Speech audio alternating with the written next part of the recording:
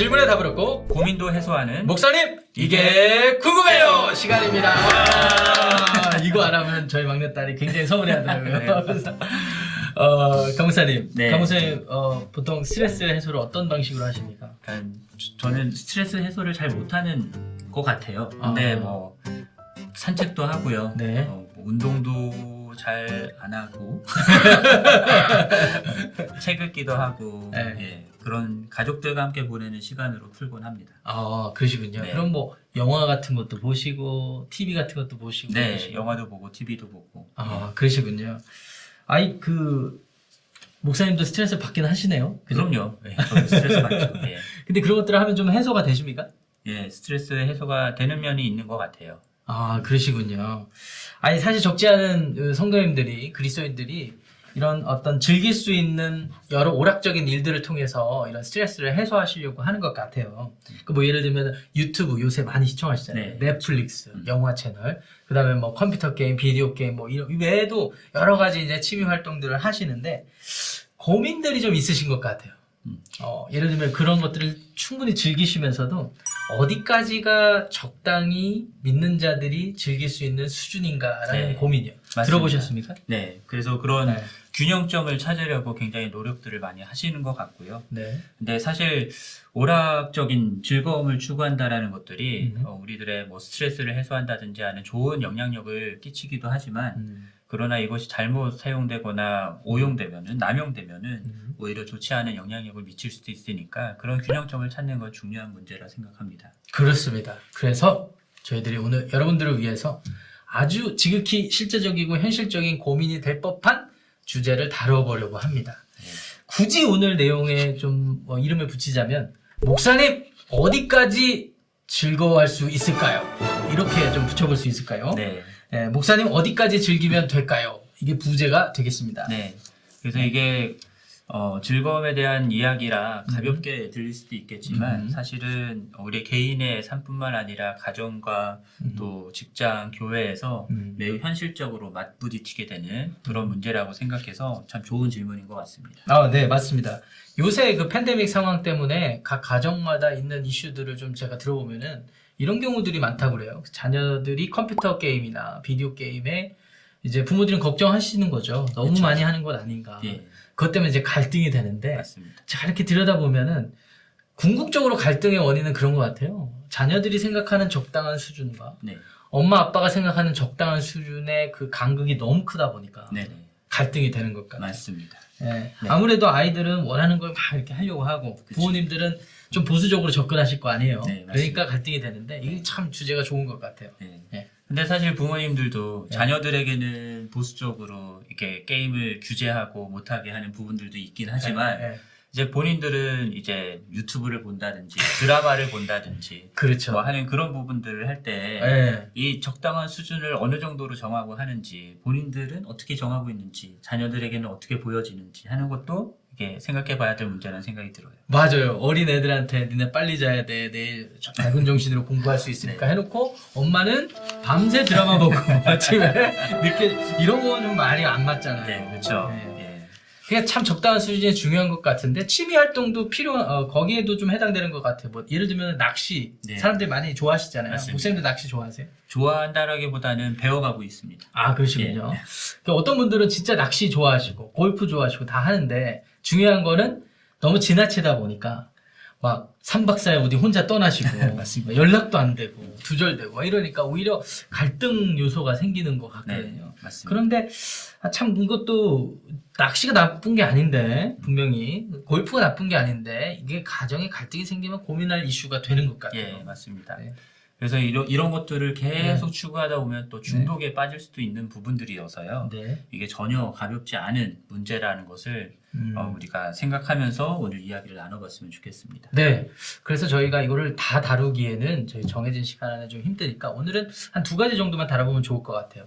우리가 왜 즐거움을 추구하는 그 욕망이 있는지, 그리고 왜 추구하는지 이런 이유들에 대해서 좀 다뤄보고 어떻게 하나님의 자녀들이 지혜롭게 그 즐거움이나 욕망을 해소할 수 있는지 네, 이런 지혜들을 좀 다뤄보면 적당하지 않을까 싶습니다. 네, 맞습니다. 먼저 우리가 즐거움에 대해서 바른 이해를 갖는 게 필요할 텐데요. 네. 여러분들이 분명하게 아셔야 되는 것은 음. 즐거움을 추구하는 것은 절대로 잘못된 게 아니다라는 겁니다. 그렇죠. 그래서 하나님께서 우리를 창조하실 때도 하나님과 함께 즐겁고 행복한 삶을 살게 하시기 위해서 창조하신 거거든요. 그렇죠. 그래서 사람들은 하나님과의 관계 안에서 이 하나님이 주신 모든 것들을 풍족하게 누리면서 살아가는 네. 그런 행복을 누리게 만드신 거죠. 네. 그렇기 때문에 하나님의 자녀라고 한다면 올바른 가이드 안에서 즐거움을 추구할 수 있고요. 네. 그리고 그것이 하나님의 창조된 목적과 그 질서에 부합하는 거라면 얼마든지 누릴 수 있다라고 생각합니다.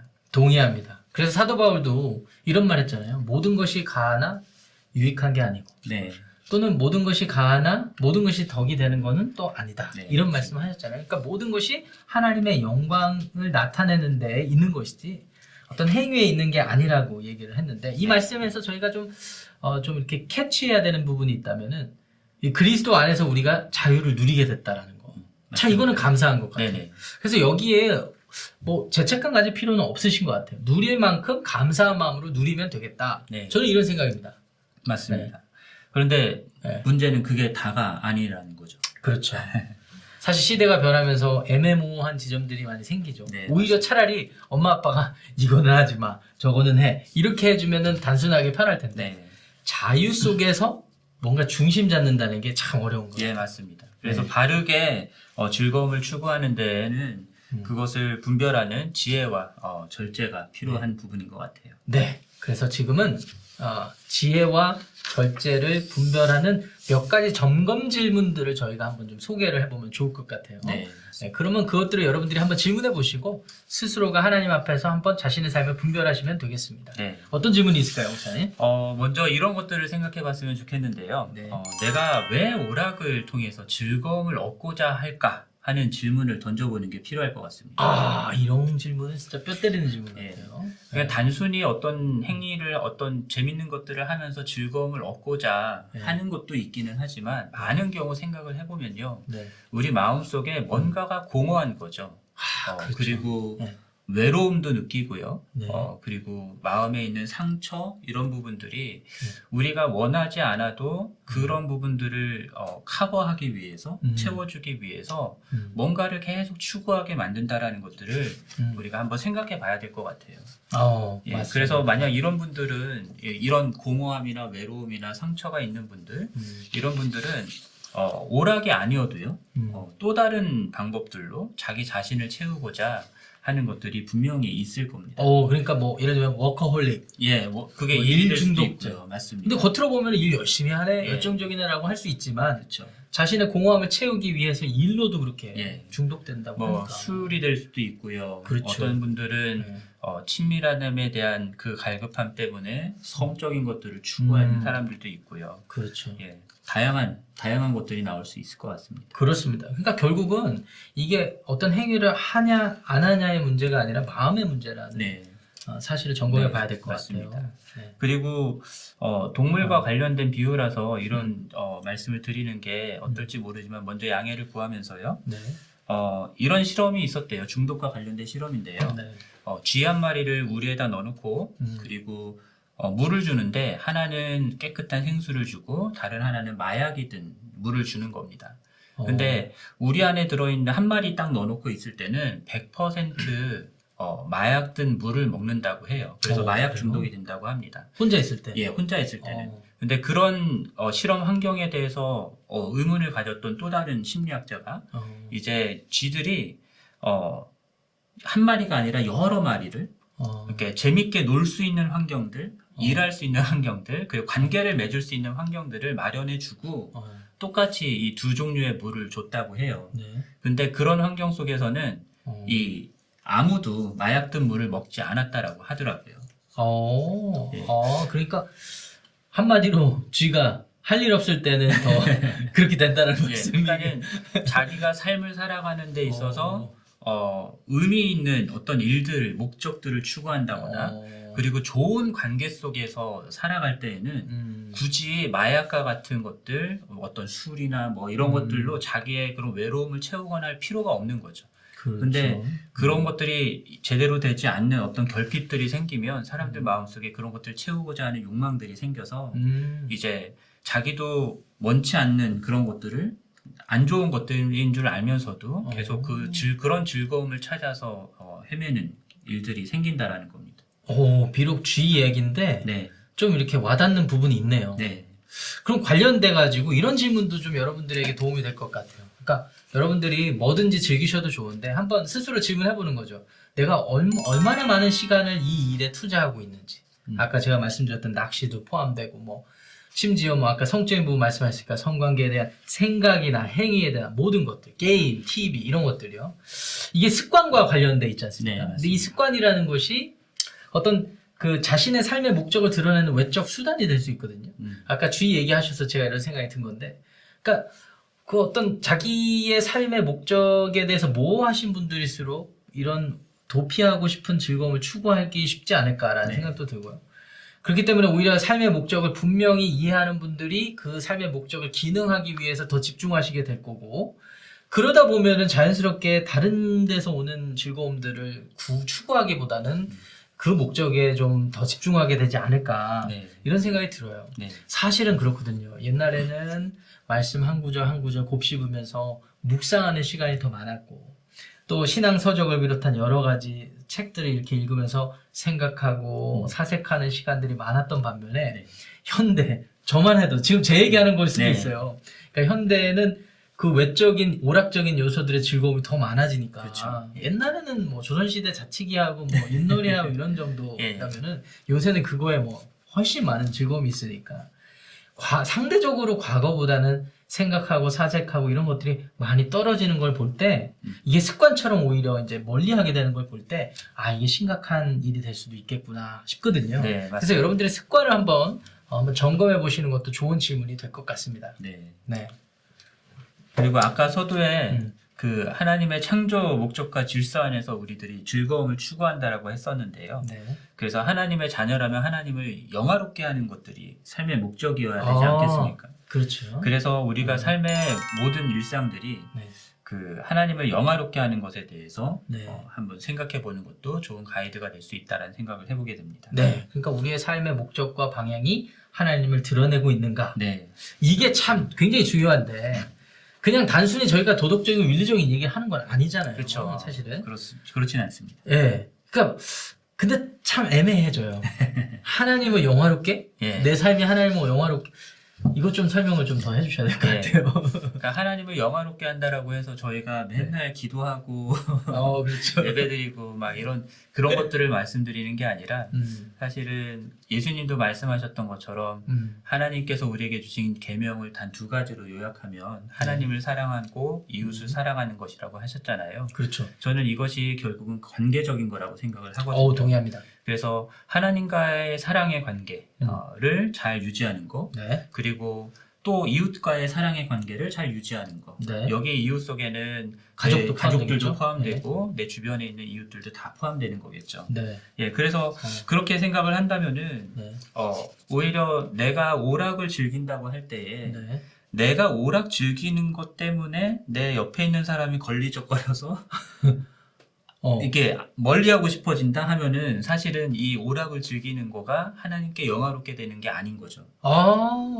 이거 되게 중요한 부분인데. 그리고 오히려 내 옆에 있는 사람들과 함께 행복하고 사랑의 관계를 즐기기 위해서 이러한 오락적인 요소들을 사용한다고 한다면 맞아요. 그게 오히려 하나님께 영화롭게 되는 일이 된다라고 저는 생각을 합니다. 맞습니다. 저 여기 이 부분에 적극적으로 동의하는 게 성도님들의 고민 중에 이런 고민들 많거든요. 하나님을 영화롭게 하는 게 내 가족 간의 관계에서, 특히 부부와의 관계에서 뭘 의미하는가? 목사님 사실 얼마 전에 제자 훈련 과정에서 네. 책을 하는 걸 리뷰했잖아요. 네. 그 주제 중에 성관계에 대한 것도 있거든요. 사실 이게 19금이 될 수도 있는데 그 성관계를 통해서 하나님 어떻게 영화롭게 해요? 이런 질문도 많이 하시는 것 같아요. 네. 그런데 사실은 저희가 어떤 행위를 놓고 그 행위 때문에 하나님을 영화롭게 한다기보다 지금 말씀하셨던 관계가 키워드가 되는 것 같아요. 하나님의 창조 질서가 원래 이 부부가, 남자, 여자가 한 몸이 되는 것들을 유도하셨고 그걸 기뻐하시는데 그 창조 질서 안에서 성관계라는 어떤 행위를 통해서 부부와의 관계가 또 어떤 정서적으로 더 깊어질 수 있다면 저는 그것만으로도 하나님을 영화롭게 하는 거라고 생각이 들거든요. 네, 맞습니다. 그런데 또 그 길에서 벗어나서 불륜을 저지른다거나 아니면 뭐 좀 조심스럽지만 뭐 청년들의 이슈 중에는 자위 행위를 하면서 스스로 성적인 만족을 누리려는 어떤 그런 습관이나 마음의 동기들도 어떻게 보면 하나님을 영화롭게 하는 것과는 좀 거리가 있지 않을까 네. 이런 생각을 하게 되네요. 네, 맞습니다. 좋은 점 지적해 주셔서 감사합니다. 예. 그래서 게임을 하는 아이들에 대해서도 음. 이렇게 걱정하시는 부모님들이 많으실 텐데 이제 어떤 면에서는 아이들이 혼자서 게임하는 거 그것만을 생각하기보다는 부모님도 아이들하고 같이 게임을 해보는 것도 좋은 네. 방법일 수 있을 것 같고요. 음. 그래서 그렇게 아이들과의 관계를 이렇게 쌓아가는 것도 필요한 부분일 것 같고요. 네. 물론 아이들이 좀 커서 이제 커지면은 부모랑 같이 놀기 싫어하는 건 그죠. 사실이겠지만 엄마 나 어쨌건- 지금은 친구들과의 관계가 더 중요해 그렇죠. 막 이러면서 그 부분이 훨씬 중요한 부분이라 그렇긴 하겠지만은 네. 어쨌건 아이들과 함께 즐거워할 수 있는 요소들을 찾아서 네. 그런 것들을 찾아서 함께 관계를 맺어가는 것도 좋은 방법일 것 같아요. 저는 최근에 애들이랑 스크랩을 아시죠? 그 워드 플레이 네네. 그거를 많이 하게 되거든요. 그러니까 아이들이 저보다 보캐블러리가 더 많아요. 그러니까 아이들이 짜릿함이 있나 봐요. 아빠를 이겼다. 근데 저한테는 그런 무시당하는 어떤 그런 감정보다는 아, 애들이랑 뭘 하니까 참 좋다. 이런 게 참 좋은 것 예, 같고 그럼. 아이들이랑 추억이 되는 것 같아요. 네. 예. 그래서 저도 아이들하고 같이 낚시를 간다든지 어. 또는 저희 아이들 이제 고등학교, 중학교, 초등학교 이렇게 3명이 있으니까 이 아이들하고 같이 비디오 게임을 한다든지 하는 것도 같이 하고 있거든요. 어, 네. 물론 저의 스트레스를 풀기 위한 것도 있긴 하지만 그러면 좋은 것 같아요. 예, 그러면서도 동시에 아이들하고 그렇게 시간 보내는 거가 좋더라고요, 저는. 예. 물론 게임을 하다 보면은 승부욕이 올라가가지고 아빠 때문에 울고 막 이러는 거 아니에요? 그런 경우도 생길 수도 있지만 예, 그래도 그렇게 시간 보내는 게 좋더라고요. 아, 참 스윗하시네요. 네. 아, 이게 오늘 지금 나눈 대화는 참 중요한 대화였던 것 같아요. 네. 근데 오늘 뭐 짧게나마 이렇게 나누는 대화를 이렇게 가지면서 제가 이런 또 생각을 하게 됐어요. 결국 그 즐거움의 이 욕구도 우리가 뭘 하고 안 하느냐의 문제가 아니라 이 관계, 우리 마음의 중심, 그리고 그 관계, 하나님과의 관계, 이웃과의 관계, 그리고 내 삶의 목적과 동기, 그 방향에 이게 어우러져 있는 거구나. 이런 생각을 좀 하게 되다 보니까 자연스럽게 또 이런 질문이 스스로가 생기는 것 같아요. 우리는 왜 자꾸 적당하려고 하는 걸까? 하는 질문이요.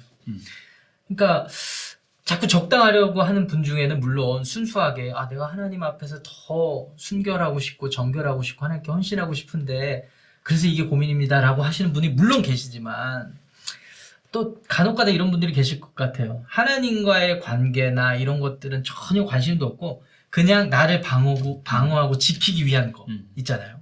그러니까 내가 적당하게 지키는 게 내 어떤 그 방패막이 돼가지고 내 즐거움을 빼앗기지 않고 싶어하는 네, 맞습니다. 그런 마음의 동기가 있다면 그것도 한번 점검해 보셔야 될 것 같아요. 네. 네. 사실 그런 마음을 가지고 계신 분들 중에 이런 질문 던지시는 분들이 좀 있죠. 그러니까 술은 취하지 않으면 된다.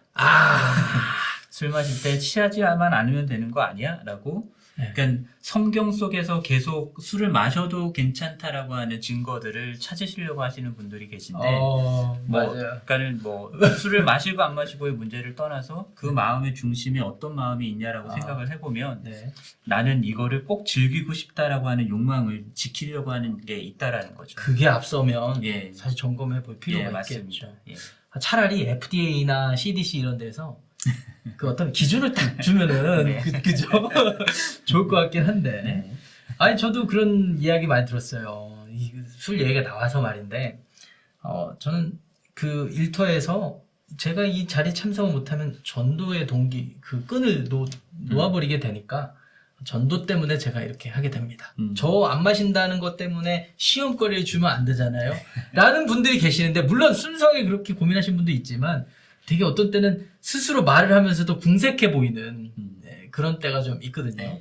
여러분들 오펜디드 되셨다면 제가 미리 사과를 드리겠지만 정말 여러분들이 하나님 앞에 정말 순결하게 헌신되고 싶은 마음이 있으시다면 한번 진지하게 스스로 고민해 보라는 말씀 차원에서 이렇게 말씀을 드리는 것입니다. 네. 네. 그래서 어쨌든 이게 자꾸 적당히 즐기려고 하는 그 마음의 동기까지 싹 한번 살펴보면 어느 정도 하나님 앞에서 우리가 이 즐거움에 대한 이해와 방향을 바르게 갖지 않을까라는 어떤 생각을 해보게 되었습니다. 네. 오늘 여러 가지 내용을 나눴지만 이거보다 더 많은 토론이 가능할 거라고 생각이 들어요. 그렇지만 오늘은 여기까지 마치도록 하겠습니다. 네. 잠깐 정리 좀 해주시겠습니까, 네, 목사님? 정리하면요. 네. 일단 하나님께서는 우리들에게 즐거움을 누리는 그런 욕망을 주셨다라는 거고요. 네. 그 욕망을 바르게 이해하고 올바른 방향으로 잘 사용하면 오히려 하나님을 영화롭게 하는데 쓰일 수 있다라는 것들을 우리가 생각해 봤고요. 네. 그래서 우리들이 하나님의 자녀라고 한다면 하나님을 영화롭게 하기 위해서 그러한 삶의 목적과 방향을 염두에 두면서 이 즐거움을 추구하는 것이 필요하다라는 생각을 나누었습니다. 네. 여기에 덧붙여서 우리 스스로가 한번 하나님 앞에서 점검해 볼 수 있는 질문들 나눠봤는데요. 내가 왜 이 오락을 통해서 즐거워하려고 하는지 이런 것도 확인해 보시면 좋을 것 같고 스스로도 습관화되어 있는 여러 가지 것들 한번 점검해 보셨으면 좋겠어요. 어느 정도 내가 시간을 투자하고 있는지. 제일 많이 투자하는 것이 아마 우선순위일 것입니다. 여러분들 마음에. 그 다음에 뭐 하나님은 내가 얼마만큼 영화롭게 하는데 집중하고 있는지도 좀 점검해 보셨으면 좋을 것 같고 스스로도 나는 왜 적당히 즐기려고 할까? 이 부분도 한번 점검해 보시면 여러분들의 영적 성장에 되게 도움이 될 거라고 생각이 듭니다. 네. 여기까지 여러분들의 질문과 사연에 답해드리는 목사님 이게 궁금해요 7번째 시간이었는데요. 네. 앞으로도 계속해서 신앙생활에 여러 질문들과 사연을 보내주시면 함께 고민하면서 답을 찾아가도록 하겠습니다. 질문과 고민은 교회 홈페이지 www.gmcusa.org에 들어가시면 Pastor's Coffee Time 사연 신청이라는 코너가 있는데 그 배너를 클릭하셔서 참여하실 수 있습니다. 네. 신청하신 분들께는 저희가 작은 선물도 드리니까요. 네. 여러분들의 적극적인 참여를 부탁드립니다. 네, 어떤 분들은 작은 선물이 도대체 뭐냐 이렇게 물어보시는 분이 계시는데 상황에 따라서 작지 않다라고 느끼시는 분도 계실 것 같아요. 네, 맞습니다. 그래서 일단 참여해 보십시오. 여러분들이 확인하실 수 있습니다. 네. 네. 목사님 이게 궁금해요. 오늘 여기까지 하도록 하고요. 다음 시간에 더 유익하고 실제적인 어떤 질문과 사연들을 여러분 찾아뵙도록 하겠습니다. 감사합니다.